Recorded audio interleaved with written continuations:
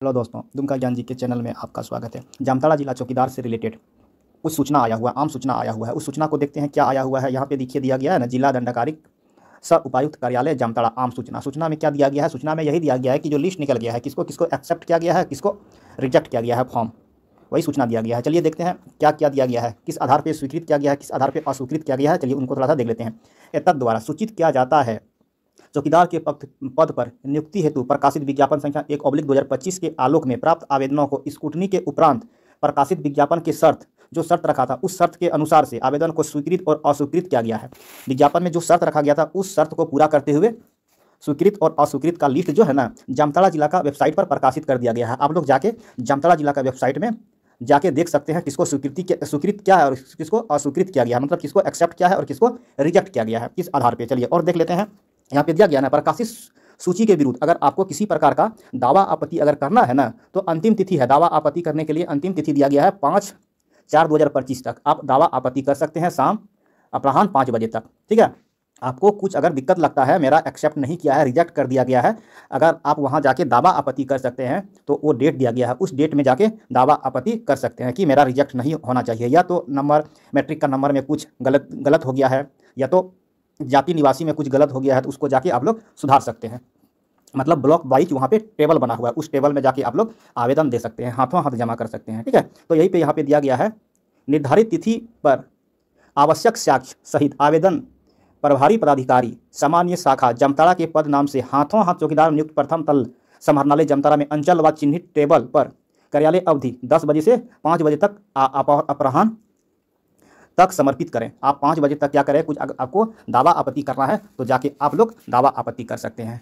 चलिए किसको किसको रिजेक्ट किया है ना, चलिए उसको देख लेते हैं। ये यहाँ पे 19 को रिजेक्ट लिस्ट में किया गया है। इसको रिजेक्ट क्यों किया गया है? ये जो है ना, ये झारखंड के नहीं है, क्या है ये जो है ना, अन्य राज्य जिला से प्राप्त है, अन्य राज्य से आवेदन किया है या तो अन्य जिला के आवेदन किया है। जामताड़ा जिला के अलावा अन्य राज्य से, झारखंड के अलावा बिहार से फॉर्म भरा हुआ है या तो अन्य जिला से फॉर्म भरा हुआ है। 19 को रिजेक्ट किया गया है, वो 19 का लिस्ट यहाँ पे दिया गया है, तो इसमें तो रिजेक्ट होना ही था। अन्य जिला से अगर डालेंगे तो रिजेक्ट होगा ही ना। देखिए यहाँ पे क्या दिया है, ये धनबाद के हैं, इसका कहाँ पे है, ये एक तो नालंदा हो गया, ये तो नालंदा से है, मतलब बिहार के है। उसके बाद धनबाद से है, धनबाद पलामू देवघर का भी विद्यार्थी क्या किया है, डाल दिया है, जिसके कारण से क्या कर दिया गया है, वहाँ का आवेदन को रिजेक्ट कर दिया गया है। तो इसको तो अब तो रिजेक्ट कर गया, इसका तो क्या होगा, कुछ संशोधन होगा ही नहीं। और एक जो है ना, रिजेक्ट किसको किया गया है, जो बीट के अंतर्गत नहीं है उसको भी रिजेक्ट किया गया है। बीट के अंतर्गत नहीं है उसको रिजेक्ट कर दिया गया है, तो उसको अब क्या होगा, उसका तो रिजेक्ट हो ही गया है ना, वो तो अब कैसे एक्सेप्ट होगा, क्योंकि उस बीट के अंतर्गत वहाँ पे चौकीदार कार्यरत है, तो उसको कैसे करेगा। तो बहुत सारा अभ्यर्थी पूछ रहा था कैसे होगा, जिसको ये सब जो है ना स्वीकृत हो गया है, ये है अस्वीकृत कर दिया गया है। क्यों अस्वीकृत किया गया, क्योंकि इसका जो है ना एज दिया गया है, यहाँ किस कारण से स्वीकृत हुआ है और किस कारण से अस्वीकृत किया गया है, यहाँ पे सारा दिया गया। इसका 35 वर्ष से अधिक उम्र हो गया है, तो इसको क्या कर दिया गया, अस्वीकृत कर दिया गया। ये सब क्या है, स्वीकृत है। ठीक है, उसके बाद यहाँ पे भी इसको अस्वीकृत किया गया। क्यों अस्वीकृत किया गया है, क्योंकि संबंधित बीट का नहीं, ये बीट क्षेत्र के अंतर्गत नहीं है, तो इसको क्या कर दिया गया, रिजेक्ट कर दिया गया है। बीट के अंतर्गत नहीं है, उस बीट में तो पहले से ही चौकीदार है, तो आपका वहाँ खाली नहीं है, तो आपका क्या होगा, वहाँ पे नहीं होगा ना। इसीलिए क्या कर दिया गया है, बीट जहाँ पे खाली नहीं है वहाँ के अभ्यर्थी नहीं डाल सकते हैं।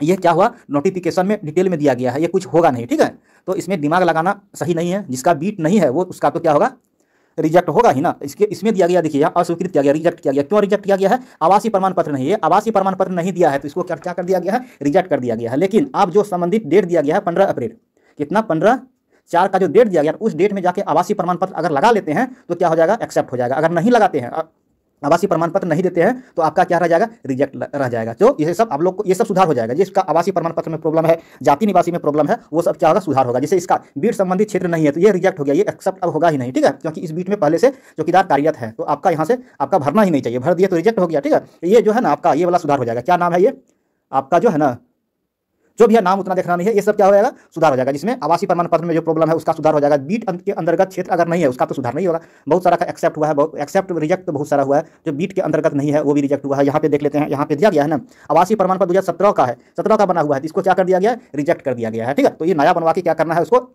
15 तारीख तक वहाँ के जाके जमा करना होगा। ठीक है, इसका जो है ना क्या दिया गया है, इसका ये जो है नेक्स्ट देखते हैं। इसका जो है ये 17 का बना हुआ है, इसका जो 13 का बना हुआ जाति प्रमाण पत्र इसको रिजेक्ट कर दिया गया। 18 का बना हुआ है तो रिजेक्ट कर दिया गया है। कब का बना हुआ होना चाहिए, 18 तक का रिजेक्ट कर दिया गया है। ठीक है, 18 का बना हुआ जो है ना रिजेक्ट कर दिया गया। और चलिए देखते हैं, ये 17 का बना हुआ है, इसको भी रिजेक्ट किया है। 17 का है जाति, तो इसको भी रिजेक्ट किया गया है। चलिए देखते हैं, नया बना के डालना है। ठीक है, 2020 का बना के डालिए, तब रिजेक्ट नहीं करेगा। ठीक है, चलिए 17 वाला रिजेक्ट किया है, 18 वाला रिजेक्ट किया है, 19 वाला रिजेक्ट किया है, तो 20 वाला बना के दीजिए। 19 वाला भी रिजेक्ट कर दिया गया, ठीक है, 19 वाला भी रिजेक्ट किया है। तो इस प्रकार से रिजेक्ट किया है, जो रिजेक्ट किया है अब उस डेट में आप लगा लेंगे ना तो एक्सेप्ट हो जाएगा। 20 का बना हुआ दीजिए, 20 का बना हुआ देने के बाद रिजेक्ट नहीं होगा। 19 तक का क्या किया है, रिजेक्ट कर दिया गया। उस फॉर्म में लिखा हुआ था सारा कुछ। चलिए उस फॉर्म के अनुसार जो जितना कैटेगरिया था वो पार करेंगे तो एक्सेप्ट किया है।